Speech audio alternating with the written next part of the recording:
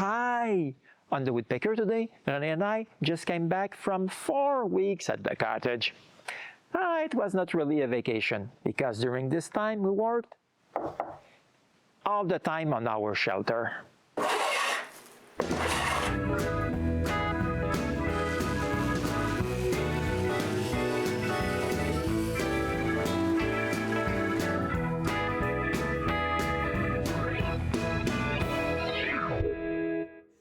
During our last stay at the cottage, Renée and I laid the foundation of our future shelter and cut a good pile of logs for lumber.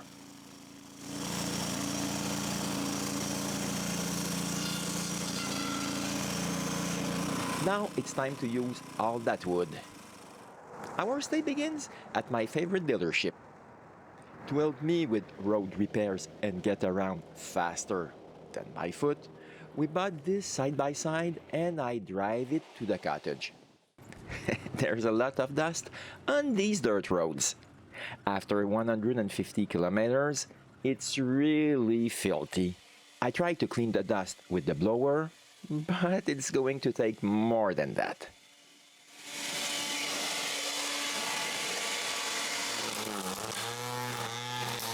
Meanwhile, Renée is using her new toy. I'll let you guess who spent more between the two of us.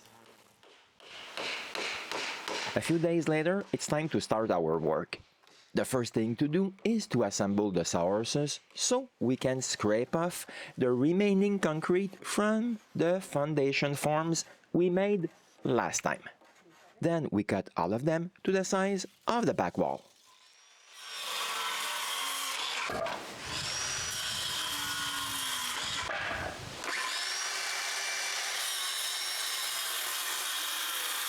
Once that's done, I mark where the studs will go and we assemble the back wall frame.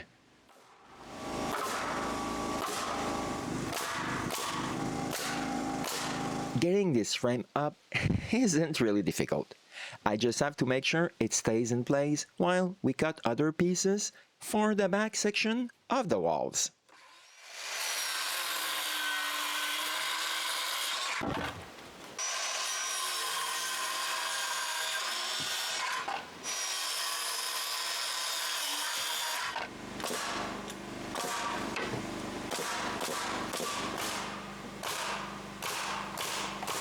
Lifting this small piece of wall is even easier than the back. I just have to nail it to the back wall now.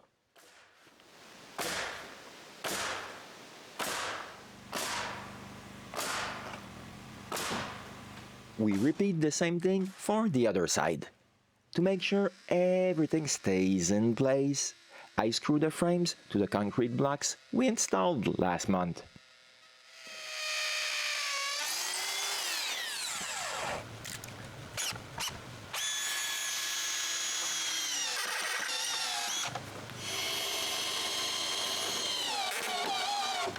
The next day, it's time to do the two front sections.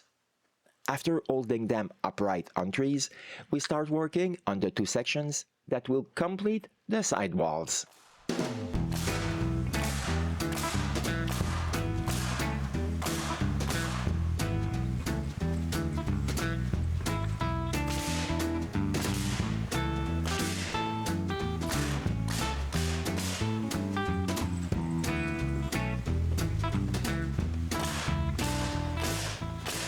Again, before going any further, I screw everything to the concrete.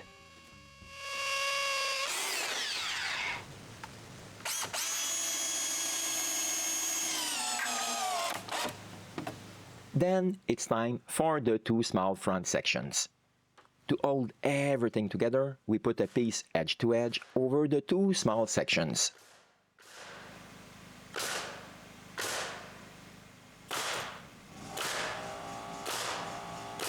We put another one at the back to connect the side walls to the back wall.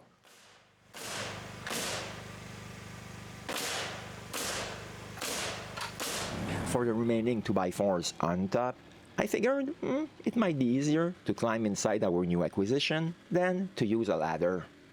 That way I can nail everything together.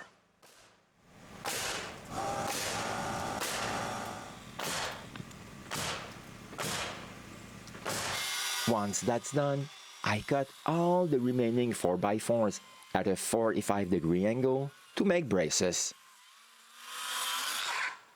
When I have 8 of them, I nail them in place.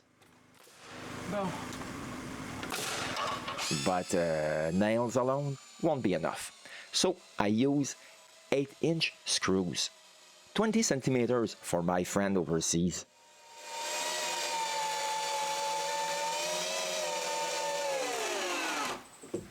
The next day, we can start making our trusses. Renée takes out the 2x4s and I trace the shape of the trusses onto these 2 sheets of plywood. Then we cut our first truss just to see if everything will work like in my drawing.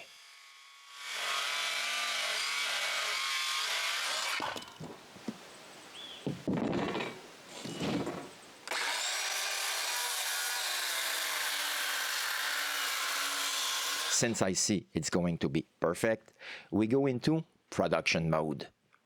We start by cutting the tie beams. When they're done, we tackle the rafters.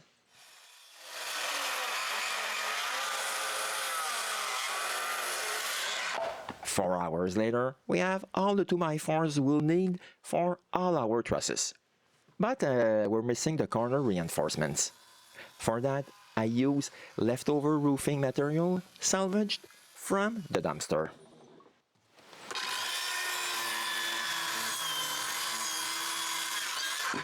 In just 1 hour, I have everything I need to make all 11 trusses. The next morning, we start assembling them.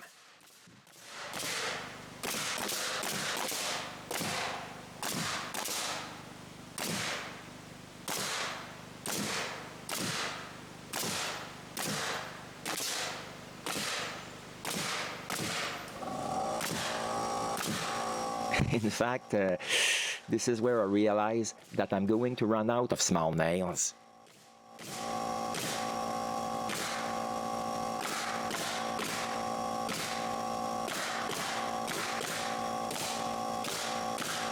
Each truss is assembled according to its design before being nailed. When one is completed, we move it near the shelter. After a few hours, all our trusses are assembled and ready to be put in place. We start with the back one. I'm pretty happy that Renée is feeling a lot better after her fall on our last visit, because I would never have been able to lift all those trusses up there by myself. Once a truss is in place, I nail it so it doesn't move and then screw it in with 8-inch screws. We repeat the process for another truss. I swear, it's not easy lifting all that up the ladder, but we manage. Each truss is nailed down to prevent movement and then screwed to the walls.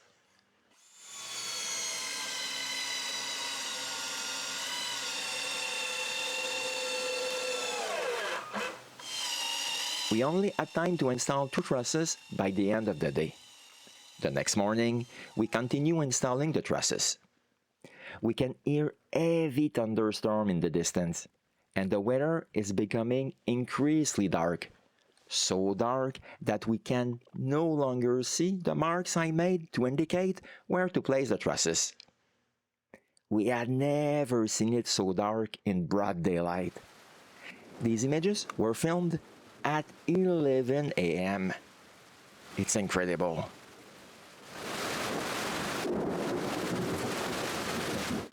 Two hours later, daylight returns, and we install the last 2 trusses. And that's it. We can move on to something else. This means cutting 2x4s to make blockings on the back wall.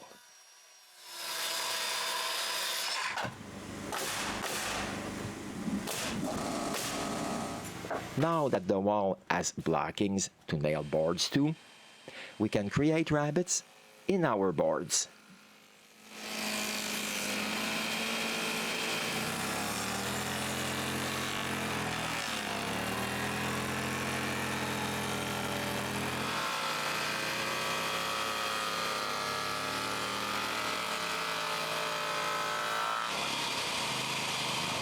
With these rabbits, we'll have a shiplap joint, so if the board shrinks, there won't be any gaps between them. It takes us a few hours, but we cut the rabbits on all our long boards.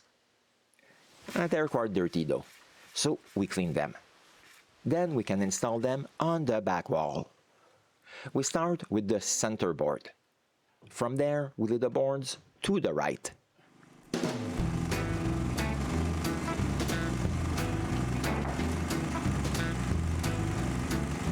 One of them is a bit crooked. I need to fix that.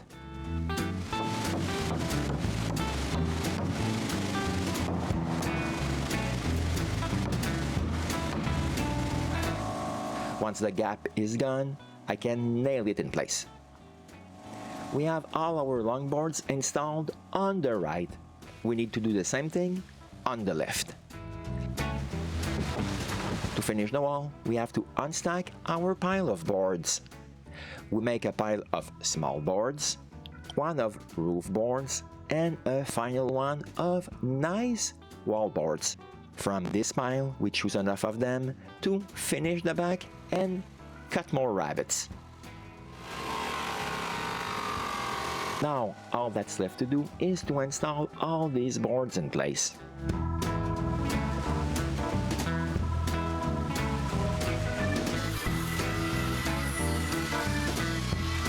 Next, I trim the excess.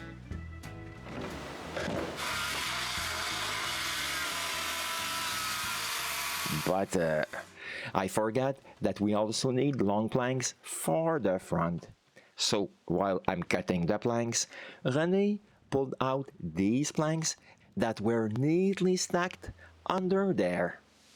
Actually, they were leftovers from the construction of our firewood shed that we built 5 years ago. None of these planks have straight edges, so we need to take care of that.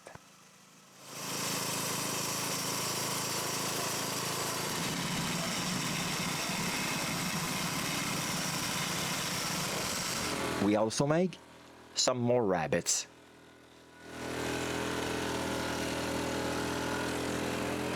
It's exciting.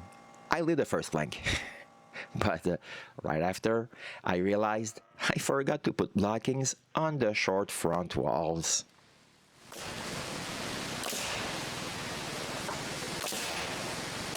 With blockings, we can install the front wall.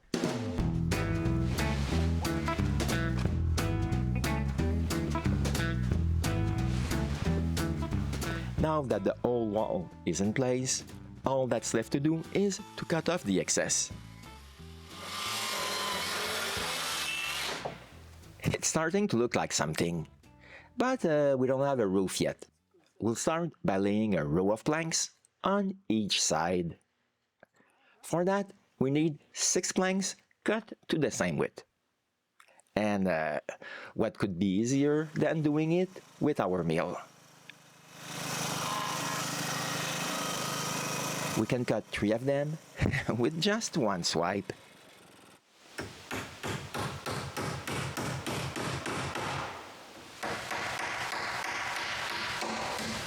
I nailed the first 2 planks, but we have to stop because it's starting to rain. But even though we can't work outside, I take advantage of this time to do some laundry and edit this episode. The next day, we can begin to lay the roof boards. I start with the ones I cut to the same width and nail the first row of boards on both sides. Then we prepare for the next step. We set up a platform on the tie beam and put a good pile of wood on it. Then it's time to nail the boards.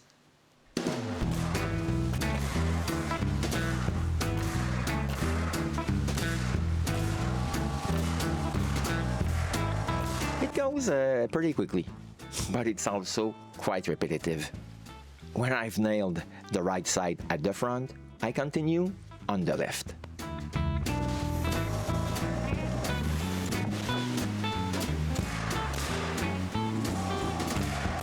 Next, I install the boards at the back on both sides. The last boards need to be nailed on the roof. But we have a slight problem. These are all the boards we've identified for the roof that are left over, and obviously it's far from being enough. But we do have this small pile that I hadn't cut into boards last month. I'll take care of that right now.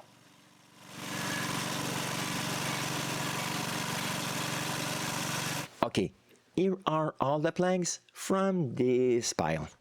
But it's really not enough to cover everything that's left. But there are still some uprooted trees along the side of our road. So it's time to collect them. It was much easier to pull them out in the winter with the snowmobile.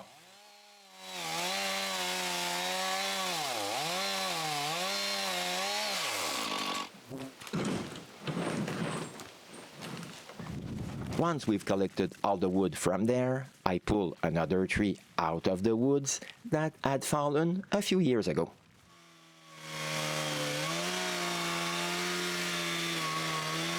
I cut it into logs and we put it with the others.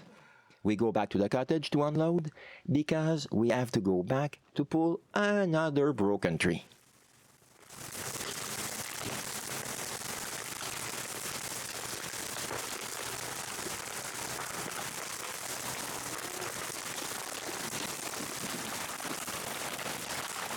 This one I pull right into the yard.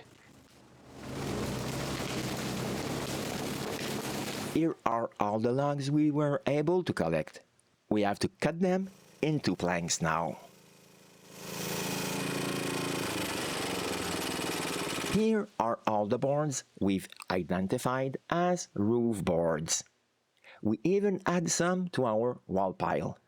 To speed up the installation of the roof boards, we pre-cut them to the correct length.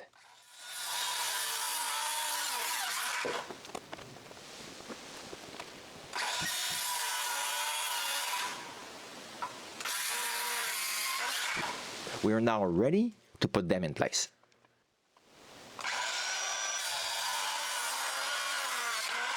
The next morning, it's time to lay the boards.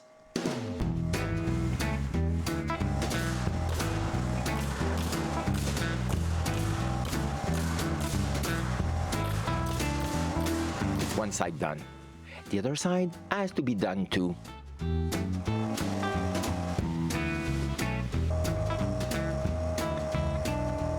Now that all the boards are nailed, I can cut them to the same length.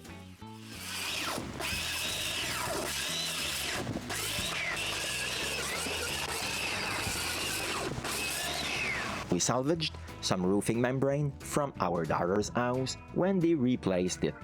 Now it's my turn to put it onto my roof. There it is. The roof is completely covered.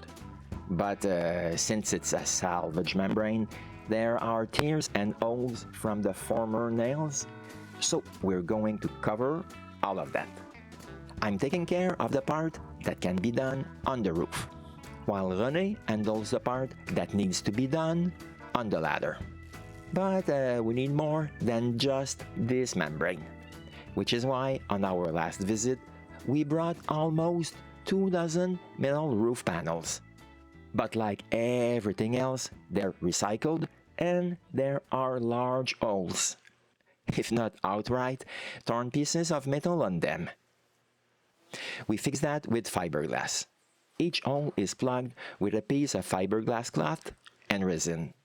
It does a really good job. Then each sheet is laid on the ground while the resin hardens. But we're not finished yet. We also add more fiberglass cloth and resin on top where there were large holes or tears. 2 days later, we installed them. I'm on the roof and Renée is below, handling me the sheets. I also have to go down to make some cuts on some of the sheets.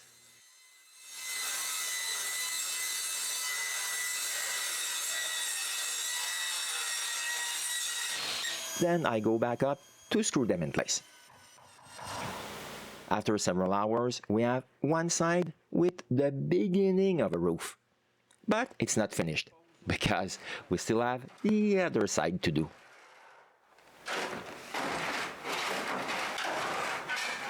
When all the sheets are screwed in place, I cut off the excess at the bottom of the sheets.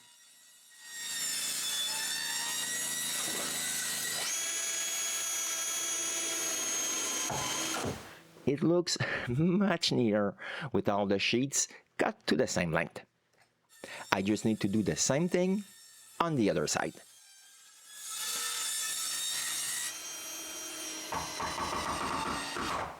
The last thing to do is to trim the excess at the back as well. Now that the roof is done, we can start thinking about preparing everything for the last two walls. The first thing I want to do is the window frames. For that, I need to surface some 2x4s. My jointer is really rusty from being stored inside the watershed, so I need to remove some of the rust.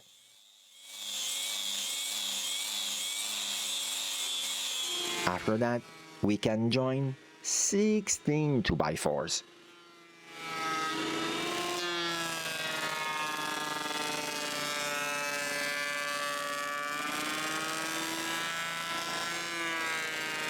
When we have two straight faces on all of them, we can get the planer out and surface another face on each piece.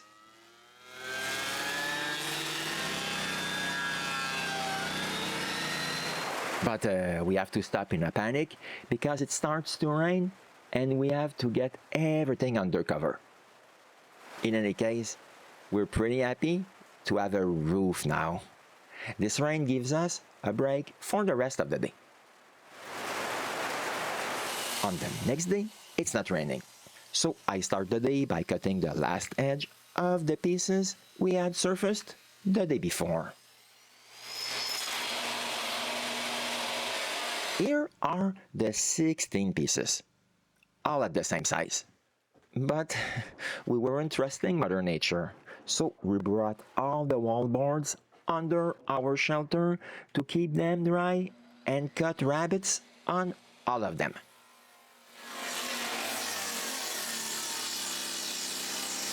It was lucky we were doing this under our brand new roof because it started to rain again. But that didn't stop us from cutting the rabbets. When the board is done, Renée puts it on that side. After several hours, there were practically no boards left to do. They were all on the finished side.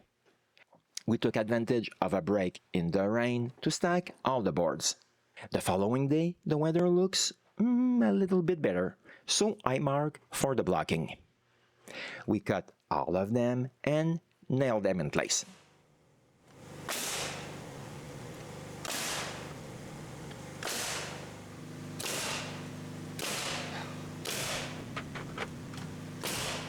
By midday, all the blockings on both walls are ready to receive the boards. But before laying a board, the surfaced pieces had to be cut to the correct length. In fact, these pieces will be identical to those on the cottage because we are going to install the windows I had replaced with the ones I had made a few years ago. When all the pieces are at the right length, they can be painted. Since we had to wait at least 2 hours before applying a second coat, we take the opportunity to go and cut another uprooted tree.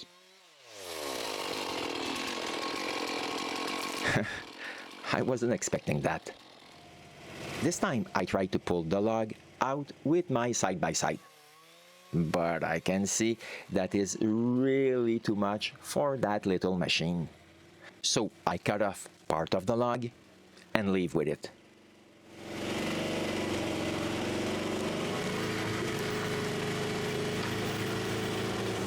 I have to come back to get the rest of it. Here they are, ready to be turned into boards. It's going very well. Here are some of the boards from this tree. The rest is still on the saw because I have to stop because the driving belt is broken and we can no longer continue. But we can install our window frames.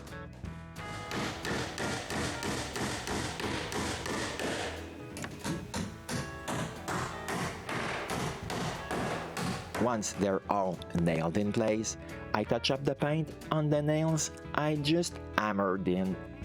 And with these last brush strokes, our stay at the cottage comes to an end.